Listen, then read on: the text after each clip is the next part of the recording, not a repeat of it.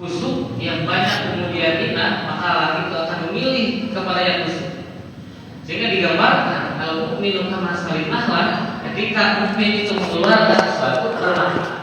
Ketika dia mengambil sesuatu, dia pun bermakna. Dan poin pentingnya adalah dia tidak akan menyerang kecuali setelah dia diganti. Umpamanya ingat lebah, kalau dia dibiasakan saja, dia akan memberikan makna. Ketika bunga yang dihinggapinya kemudian bertelur di sana, maka bunga itu berbentuk. Sehingga Allah menggambarkan kama salimah. Allah pun menggambarkan manusia itu dimisalkan dalam arah dia itu warna dia tidur. Kadang menggambarkan ibarat kuda. Kuda itu dia akan tunduk patuh kepada siapa yang memberinya makan. Kalau kita lihat di jalan-jalan ada pak kuda yang bisa joget.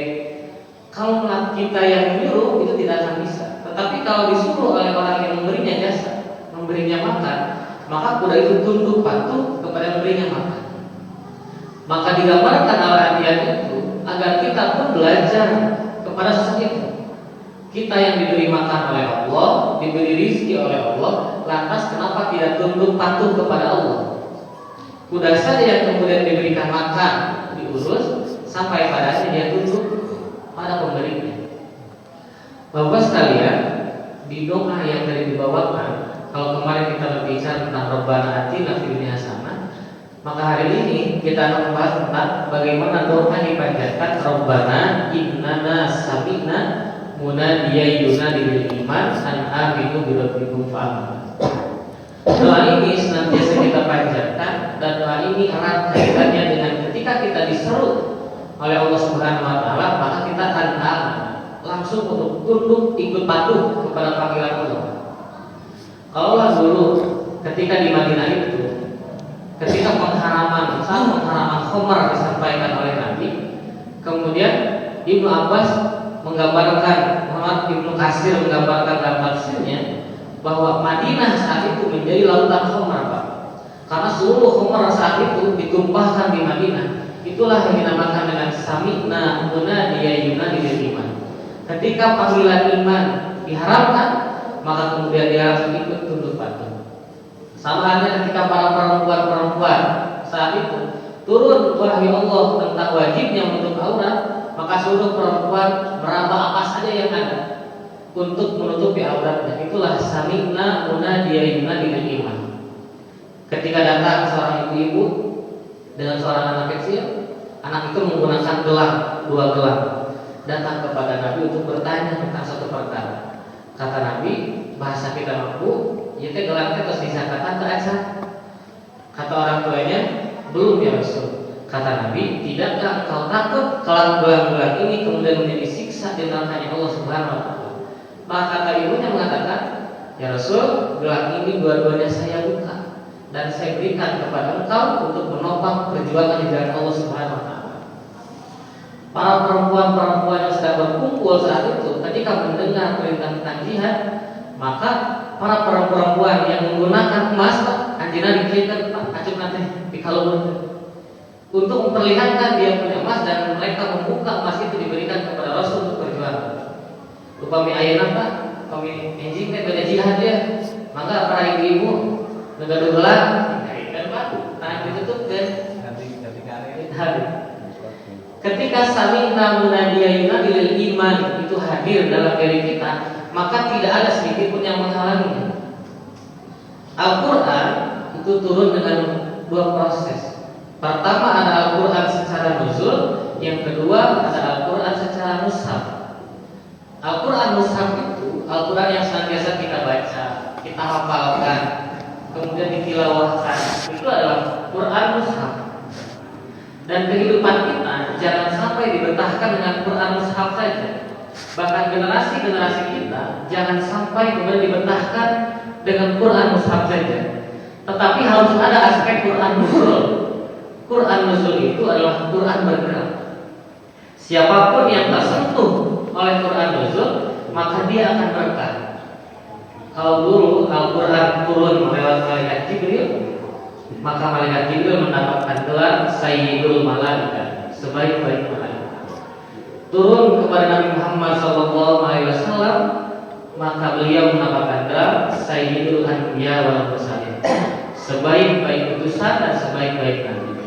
Turun pada malam Lailatul Qadar, maka malam itu menjadi khairun min alfi syahr, menjadi sebaik-baik malam. Turun pada bulan Ramadan, maka bulan Ramadan menjadi khairus suhur, sebaik-baik bulan. Al-Quran diaplikasikan oleh Nabi di Madinah, maka Madinah menjadi Madinatul Munawwarah. Diaplikasikan oleh Nabi di Mekah, maka Mekah menjadi Mekah Mukarramah.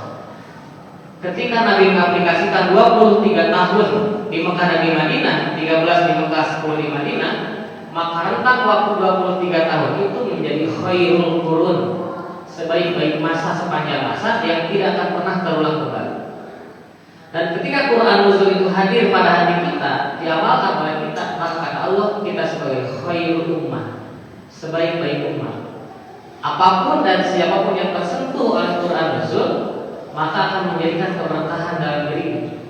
Al-Quran mushaf perlu dihafal, tapi Al-Quran nuzul sudah malam.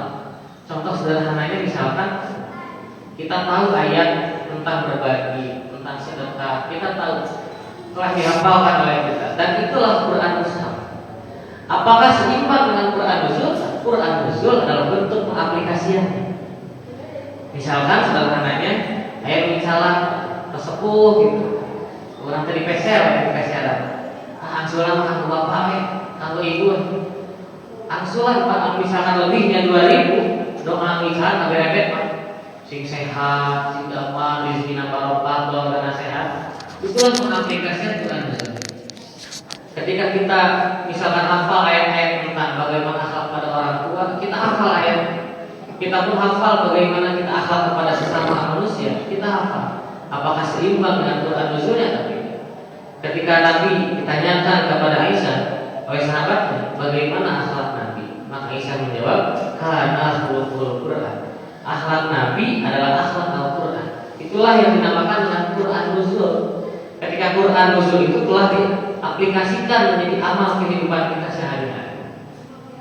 Hadirin rahimakumullah, ketika kita berdoa Rabbana innana sami, yang tergambar dalam hati kita, lalu bagaimana untuk setiap seruan Allah kita datang kepadanya. Ketika Allah memerintahkan infak, segera berikan. Ketika Allah memerintahkan menuntut ilmu, segera berikan.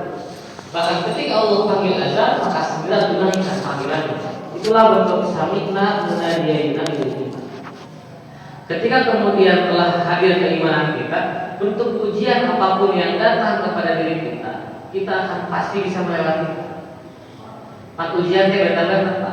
Ujian laki-laki itu harta, tahta, wanita. Ujian perempuan mah harta, tahta, Lazada, Shopee, Tokopedia. Mes paket.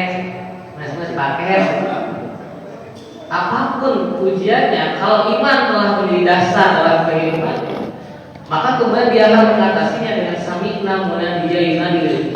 Dia akan kembali kepada panggilan dari Allah Subhanahu wa taala. Mungkin ketika iman menjadi dasar dari setiap panggilan, maka tidak akan merasa keberatan dalam melaksanakan ibadah.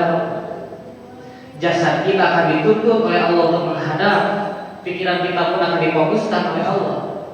Hati kita akan difokuskan oleh Allah kalau keimanan telah hadir dalam diri.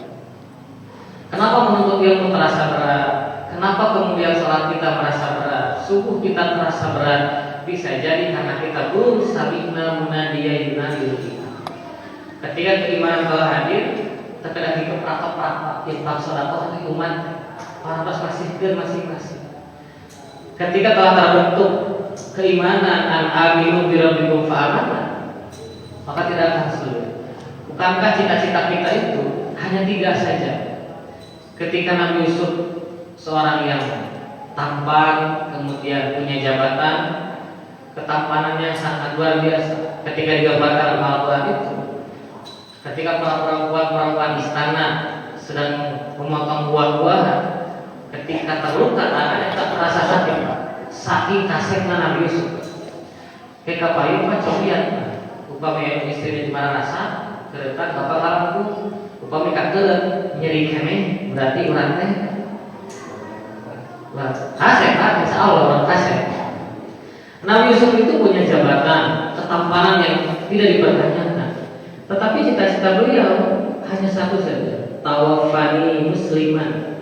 Ya Allah, saya hanya menginginkan diwafatkan dalam keadaan berserah diri kepada Allah Subhanahu wa taala. Islam itu bukan bagaimana kita memulai, tetapi bagaimana kita berakhir. Innamal a'malu bil khawatim, kata Nabi. Amal itu tergantung kepada yang akhir, dan akhir itu tergantung kepada pembiasaan kita. Kenapa kita dianjurkan agar terus meminta hidayah Allah tetapkan dalam hati kita? Karena kita tidak pernah tahu apakah akhir kehidupan kita akan baik atau justru kehidupan kita kembali kepada keburukan. Tawaffani musliman, cita-citakan yang pertama agar kita diwafatkan dalam keadaan berserah diri kepada Allah. Cita-cita yang kedua, sebagaimana Nabi Sulaiman yang banyak kekayaannya, kemudian beliau pun menguasai bangsa jin dan bangsa manusia, tidak ada cita-cita beliau dalam Al-Quran disebutkan wa adkhilni bi rahmatika fi ibadika sholihin, berharap dimasukkan bersama golongan orang-orang yang saleh. Cita-cita beliau ketika banyak harta, jabatan di pangkunya, cita-citanya adalah bagaimana ketika dia dikumpulkan bersama orang-orang yang saleh. Orang yang saleh itu dia akan disukai oleh banyak orang. Tetapi ketika seorang itu menjadi muslim, beliau mengajak soleh orang lain, mengajarkan kebaikan pada orang lain, maka bisa jadi orang-orang akan benci kepada dirinya. Sebagaimana Nabi kita, ketika di bawah usia 40 tahun, beliau soleh, maka seluruh masyarakat Makkah saat itu suka kepada Nabi. Tetapi ketika risalah hadir di pundak Nabi, maka Nabi menjadi muslim, bagaimana mengajak orang kepada Islam, mengajarkan kebaikan kepada orang. Maka saat itu pula warga-warga Mekah sebagian ada yang benci kepada Nabi. Saudara-saudara upami ada orang berbuat kesalahan, kemudian kita ingatkan dan kita tegur, kita nggak salah Pak. Tetapi bagi sebagian orang, ketika dibetulkan, justru tanggapan saya sama gitu kekurang teh, sama gitu saja sangat kurang teh. Maka betul orang-orang yang muslim mengajak orang pada kebaikan, dia bisa jadi ada orang yang menyukai dan kemungkinan besar pun ada orang yang tidak suka kepada diri. Bencana terbesar adalah ketika kita dihargai oleh manusia, dianggap penting oleh manusia, diberikan kemudian pujian oleh manusia, tetapi di sisi Allah wa nahnu indallahi la syai', di sisi Allah kita bukan siapa-siapa, kita bukan apa-apa. Bencana terbesar ketika kita dihormati oleh siapapun di bumi ini, tetapi di sisi Allah kita tidak dicatat sebagai siapa-siapa. Dengan demikian, ketika doa tadi disampaikan, maka cita-cita yang kedua adalah wadhilni bi rahmatika fi ibadika sholihin, menjadi di antara golongan-golongan orang-orang yang saleh. Cita-cita yang ketiga, sebagaimana yang didoakan oleh Nabi Ibrahim. Ibrahim sebagai Abul Anbiya, ayahnya para nabi, pimpinan para nabi. Cita-cita beliau adalah wa alhiqni bis sholihin, dipertemukan dengan orang-orang yang saleh. Cita-cita kita harus berujung pada tiga tadi. Satu, tawaffani musliman, diwafatkan dalam keadaan berserah. Yang kedua adalah wa adkhilni bi rahmatika fi ibadika sholihin, dimasukkan ke dalam surga bersama orang-orang yang saleh. Yang ketiga adalah wa alhiqni bis sholihin, agar dipertemukan juga di dunia dengan orang-orang yang saleh. Tetapi ditambah dengan doa tadi adalah ayat terakhir adalah wa tawaffana ma'al abrar.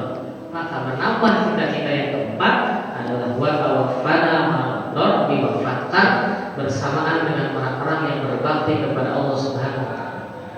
Kita tidak pernah tahu meninggal di mana, meninggal di tempat mana, dalam waktu seperti apa, kita tidak pernah tahu. Bahkan umur kita pun kita tidak tahu. Tetapi doa wa tawaffana ma'al abrar di sekeliling kita adalah orang-orang yang berbakti kepada Allah, yang mengurusi jenazah kita. Bapak saudara yang panjang Yesua, ayo sabaraha, pergi sabaraha. Yang mengajar nawai begitu. Yang kita minta kepada Allah adalah khairun nas man tala umruhu wa hasuna amaluhu. Orang-orang yang baik adalah orang-orang yang panjang umurnya dan akhlaknya baik, amalnya pun dalam keadaan baik. Kita cita-cita Pak, lu penting mah soleh, berbakti, kali nama bios berharga, bios berharga. Itu cita-cita yang paling tinggi. Ketika diberikan kesempatan umur yang panjang, maka habiskan untuk ma'al abrad bersamaan dengan orang-orang yang berbakti kepada Allah Subhanahu wa taala. Doa ini senantiasa harus kita panjatkan kepada Allah karena memiliki makna yang sungguh luar biasa di hadapan Allah. Ketika para sahabat Nabi dulu tidak mengingat apapun yang dia punya, seluruhnya hanya untuk Allah Subhanahu wa taala. Mungkin sulit bagi kita menapaki derajat itu, tetapi paling tidak mengambil sedikit saja amal-amal yang dilakukan oleh mereka.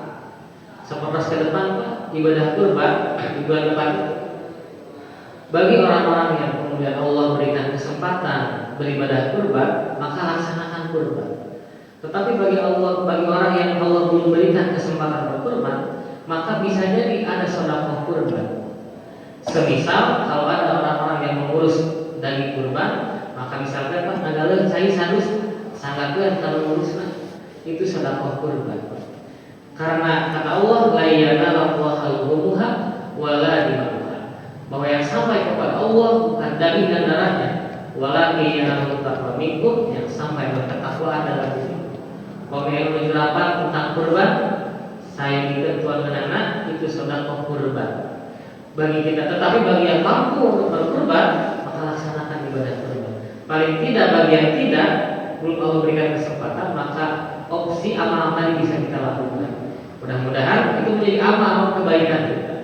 Maka dengan demikian, ketika kita berdoa kepada Allah Subhanahu wa taala, Rabbana innana sami'na munadiyan lil iman, tetap pasrahkan diri kita dalam keadaan iman. Apapun yang kita lakukan, seluruhnya adalah atas dasar keimanan. Ibadah yang dilakukan jika terasa berat, maka mungkin dasarnya bukan iman. Sedekah asbulan mungkin dasarnya bukan keimanan.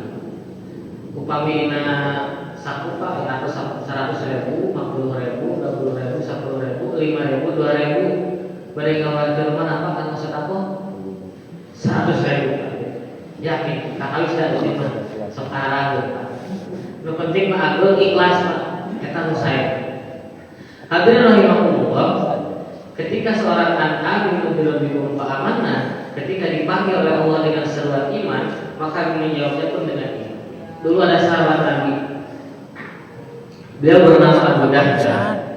Abu Dahda itu punya ribuan pohon kurma, saat itu kurma-kurma terbaik.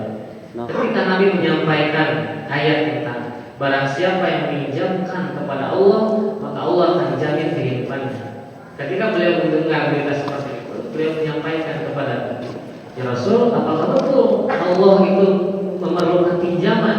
Kata Nabi, ya. Kata Abu Dahda, kalau begitu seluruh pohon kurma ini saya pinjamkan kepada Allah Subhanahu wa taala. Kemudian dia pulang ke rumahnya, ketika ada istri dan anaknya sedang memanen kurma, dia bilang, keluar. Ini telah saya pinjamkan kepada Allah. Anak dan istrinya tidak protes, Pak. Maka kurma-kurma yang dipanen disimpan. Karena keyakinan yang begitu besar, Allah akan jamin kehidupannya. Pada waktu yang sama, sahabat Abu Dahda ada namanya Abu Lubabah. Abu Lubabah hanya punya satu pohon kurma saja, tetapi buahnya sangat lebat sekali. Dan mayat kurma itu, mayatnya kepada rumah anak yatim. Dan rumah anak yatim itu, dia menginginkan kurma itu, tetapi Abu Lubabah tidak memberikannya.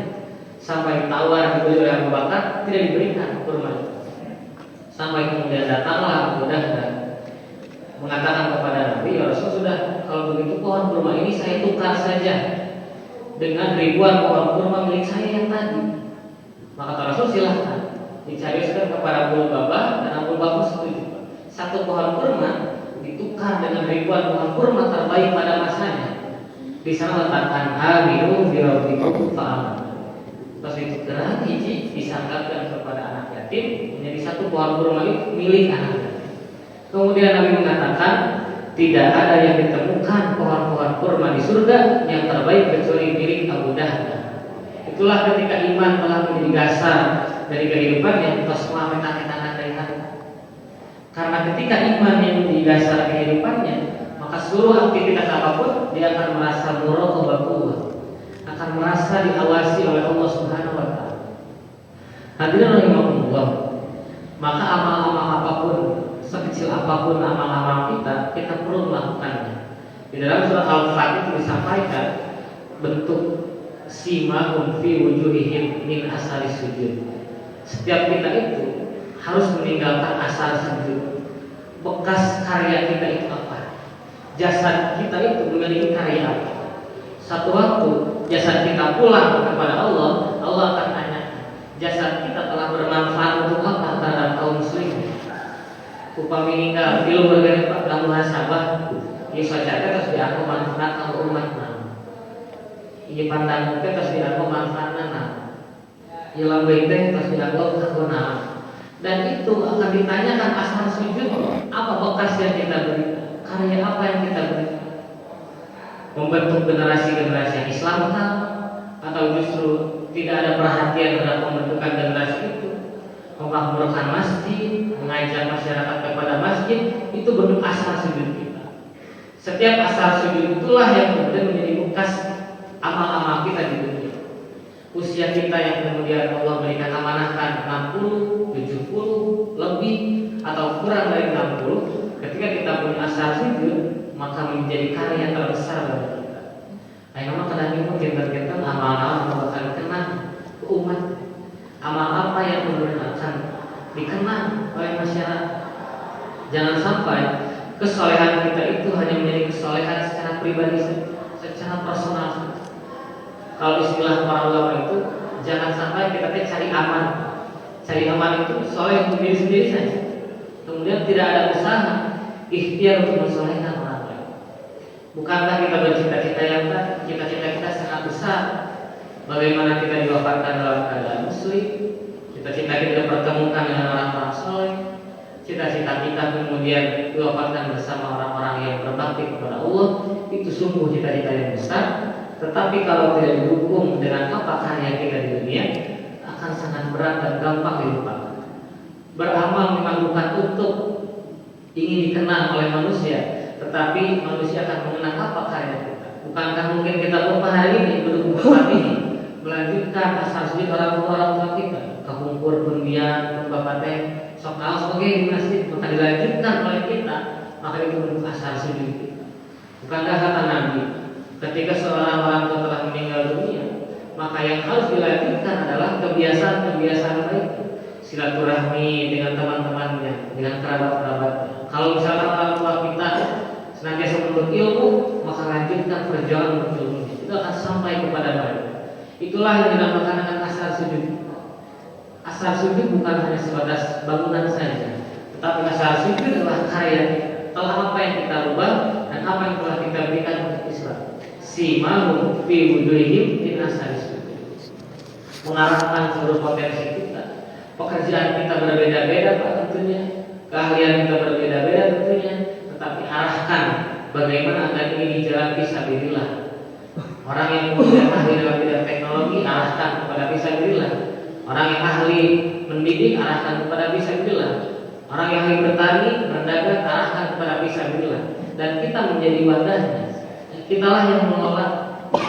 Sehingga ketika tertanam di kepala kita, mereka mungkin tidak mungkin berdagang dalam keadaan aturan-aturan orang-orang kafir. Bertaninya mungkin akan ikut kepada aturan kita. Kalaulah misalnya kita mewadahi pada kapasitas mereka. Hadirin rahimakumullah, doa yang tadi adalah doa yang mungkin sederhana, tetapi kalau kita panjatkan dengan terus-menerus kepada Allah, setidaknya ada doa waqafir anna sayyi'ati. Allah ampunkan seluruh dosa-dosa kita. Rumah Pak, lalu dosa Pak. Satu dia kata Nabi sedar pisah Pak. Alhamdulillahnya anak sami Pak. Kita semua adalah hamba yang penuh dosa, maka paling tidak pembersihan dosa-dosa itu ketika kita menyeru kepada iman. Sederhananya misalkan upami tadi mah Abu Darda mewakafkan ribuan pohon kurma, ibu-ibu tadi kemudian mewakafkan gelar emasnya, warga masyarakat Madinah menjadikan khomar tadi dihabiskan. Mungkin seruan kita kepada Allah ambil satu saja. Ketika Allah memanggil kita untuk sholat, maka laksanakanlah panggilan itu secepat-cepat. Itu Itulah yang dinamakan sami'na munadiya yunadi iman an aminu birabbikum. Cepat-cepat ketika dipanggil, bahkan yang terbaik adalah kita telah menunggu waktu sholat. 27 derajat berjamaah di masjid itu didapatkan bukan saja ketika sholat sendiri. Upami ngandalkeun sholat apa? Duka 27 derajat oke. Sholat kadang ikut kemana wae. Sholat kadang sok bari gagal rupi-rupi Pak godaan. Maka sebetulnya 27 derajat itu diambil dari qabla sholat, indah sholat, ba'da sholat. Sebelum sholat, yang paling baik itu adalah telah punya wudhu dari rumah. Ketika perjalanan punya wudhu dari rumah, maka perjalanan ke masjid itu menghapuskan dosa dan mengangkat derajat. Bentang sarang wudhu di masjid, Pak. Perjalanannya penuh kesucian ketika menghadap kepada masjid. Ketika indah sholat, ketika di dalam sholat, maka dia paham betul dengan apa yang dia baca. Dia menghadirkan Allah dalam sholat. Dan Pak, enak kadang posisi bibir, bicara kadang kene. Karena memang khusyuk itu bukan berarti tidak mendengar apa. Kami kita merepot, tengah naon. Kami kapungkur, kuningan film hafalan sholat Delisa, film orang kali. Ketika sholat itu kadang tsunami teh. Kita mungkin sulit Pak seperti itu. Kalau di sholat ayah dari bagaimana kita tidak ganggu. Maka kalau mengandalkan pada saat sholatnya saja, mungkin sudah mendapatkan kehusuan. Khusyuk teh hesek. Maka yang ketiga adalah ba'da sholat. Apa akhlak kita setelah sholat itu menentukan kehusuan sholat kita. Nah, paling tidak untuk panggilan azan, untuk panggilan surat Allah, sami'na munadiya yunadi iman. Segera datang dengan penuh keimanan. Yang paling berat kata Nabi adalah sholat asar dan sholat subuh.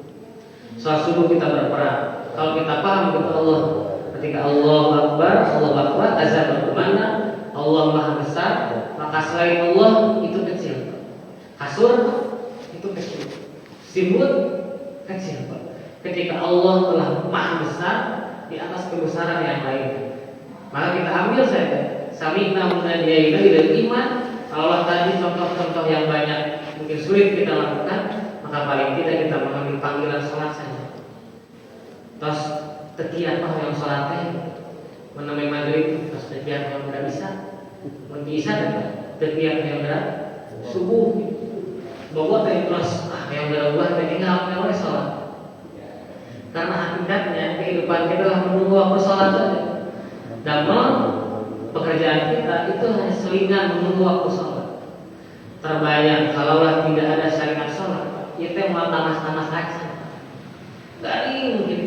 Tetapi bagaimana Allah kemudian memberikan kemudahan kepada kita minimal sholat berjamaah, kita gemakan, kita gaungkan, kita programkan, kita ajak seluruh masyarakat untuk memakmurkan masjid, kita ajak seluruh masyarakat untuk sami'na munadiya yunadi, mengajak manusia ketika mendengar panggilan langsung mendatangi tempat panggilan. Saperus kana HP Pak. Kadang Pak tas wudu, sok hoye mun HP sama kalau WA sadap. Dibuka WA sadap. Yang penting WA lagi. Kata men telepon tungtung atau 10 menit, 15 menit ke HP. Upami kapungkur kamurang kali ini upami tuan, orang tuan sanggup teh sanasekeun itu teh mubazir. Itu kepada nasi saja kita mubazir. Tetapi terkadang umur kita pun banyak yang mubazir. Seorang HP lain, bahwa saya sudah mubazir. Rencana mah ada ninggalan Facebook ya, sakada apa ya? Pas Facebook apa? Terasnya berselancar lama. Sampai pada akhirnya kita dilalaikan oleh Allah. Disinilah letak bagaimana upami aina menuju cari ini Pak, HP disimpan di ruang tamu cara. Terus yang telepon harusnya kita pun kepada Allah seperti itu. Paling kali kalau radio akan telepon Pak, kita pun harusnya melakukan hal yang sama kepada Allah ketika kita dipanggil Allah Subhanahu Wa Taala. Maka jangan pernah salahkan. Terkadang ada orang yang datang kepada kita hanya pas waktu butuhnya saja. Jangan pernah menyalahkan orang itu, karena kita pun telah melakukan hal yang sama kepada Allah. Kita datang kepada Allah sesuai dengan prioritas. Di sana letak kemudian bagaimana mengamalkan doa tadi agar kita kemudian mendapatkan keberkahan si Allah Subhanahu wa taala. Yang terakhir di sertas beres sejak yang terakhir adalah bagaimana ketika doa kita panjatkan bukan sekedar lisan saja, tetapi hadir pada bagian hati kita. Karena kunci kehidupan 3, Pak. 1 al-batnu, 2 al-qalbu, 3 al-fikr. Kunci nasihat pun 3 hal. Sederhana kenikmatan, upami helai, Pak. Helai itu nikmat. Kenapa Nabi menganjurkan kalau menguap itu harus ditutup, Pak? Karena satu kemungkinan itu akan masuk setan. Yang kedua, kalau dilihat dari sisi kesehatan, upamanya terlalu besar, ada kemungkinan tidak kembali lagi.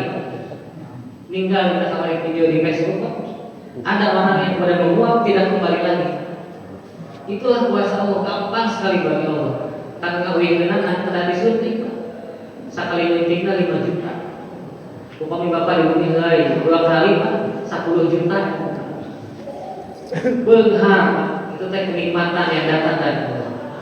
Maka tidak ada alasan lagi untuk kita telah diberikan banyak-banyak kenikmatan dari Allah ketika kita tidak kemudian mengindahkan seruan dari Allah Subhanahu wa taala. Ibadah salat ini harus menjadi ibadah bersama. Ibadah ini harus menjadi ibadah sosial.